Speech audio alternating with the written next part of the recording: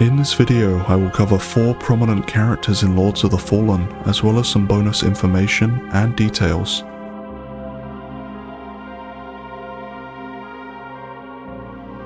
After creating your character, a cutscene will begin. In this cutscene we see Isaac, Lords of the Fallen's mascot, throwing away his umbral lamp and then proceeding to be chased deeper into the woods by the Lightreaper. A lamp bearer cannot die unless they willingly abandon their lamp. This is why Isaac is shown hesitant to depart from his. Unfortunately, moments later he is decapitated by the Lightreaper, with his umbral lamp nowhere in sight. Does this mean that the most featured character in Lords of the Fallen will die at the start of the game? I am no stranger to talking about Isaac in my videos, but as the game draws nearer, more questions about him are answered, making it easier to start piecing together certain aspects of this character.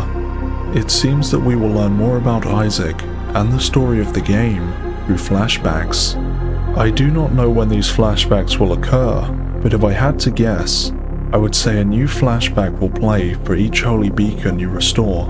There are 5 holy beacons that need to be cleansed of Adir's corruption, and a final secret beacon that we can expect to unlock later on in the game. Something that stood out to me in the process of cleansing a holy beacon was how the umbral lamp is used to restore the radiance from the corruption, and not a device of radiance itself. This was strange because we know that the lamp is both forsaken and forbidden by the Church of Orion. Returning to Isaac, we now know that this scene that takes place in the Church of Orion is set before his death.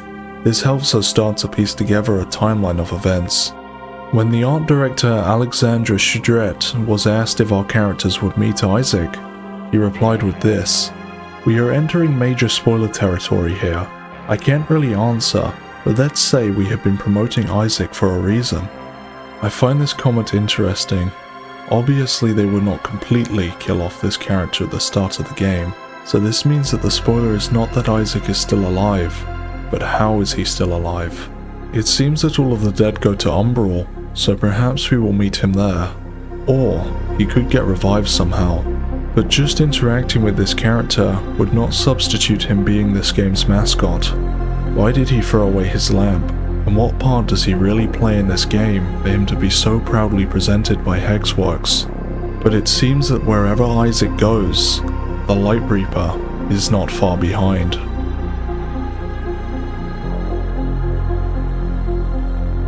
We now know that if you successfully beat the Lightreaper on your first encounter with him, he will stop hunting you throughout the game. This implies that he chooses to stop hunting you, and that we will not kill him on this encounter.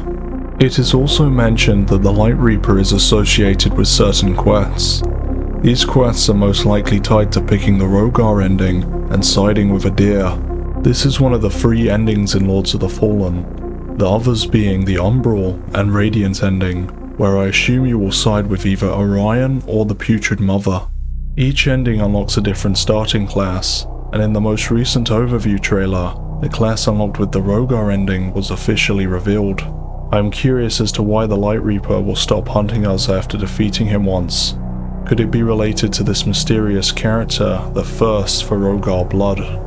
The ominous question of how the Lightreaper can even kill lamp bearers if they are essentially unkillable without willingly giving up their lamp is also raised when Sol Gascon, the executive producer, mentions this in a reply. Perhaps the Lightreaper makes lamp bearers suffer so much that they want to die and willingly forfeit the lamp. It is a grim idea, but very fitting in the land of Mornstead.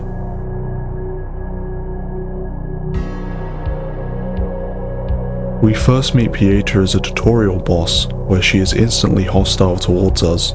This is because she is in a battle frenzy and empowered by Aureus. Once human, she gains a sense of clarity and believes she was sent by Aureus to deliver her this rebirth. Pieta also claims to be of the Hollowed Sentinels, who are all now corrupted. I believe that since she was already being powered by Aureus, it was not possible for Adir to corrupt her. The last character I would like to talk about is Harrower Dervla. We know that she was once a Dark Crusader alongside Isaac and Dunmire, but betrays the order when she finds an Umbral child and begins to care for it. We can later find Dervla as a secret boss, and she is still caring for the child. Throughout the trailers, a change was actually made to the Umbral child's appearance. Originally having short or even no hair, they now have long white hair. Upon defeating Dervla, her adopted child will scream in anger as they merge with her body in an attempt to get revenge for their beaten mother. This unholy fusion that we can see here is what she will fight in the second phase. Did Dervla really betray everything that she had believed in for a child? Or did this child show her something that she had never seen in Umbral? A sort of twisted beauty, a truth that could not be ignored. We will soon find out. If you have any questions about Lords of the Fallen, I will try my best to answer them in the comments below. This may be my last video until release, but when the game is out, I intend to make a variety of videos covering topics from lore to PvP. And as always, thank you for watching and stay safe.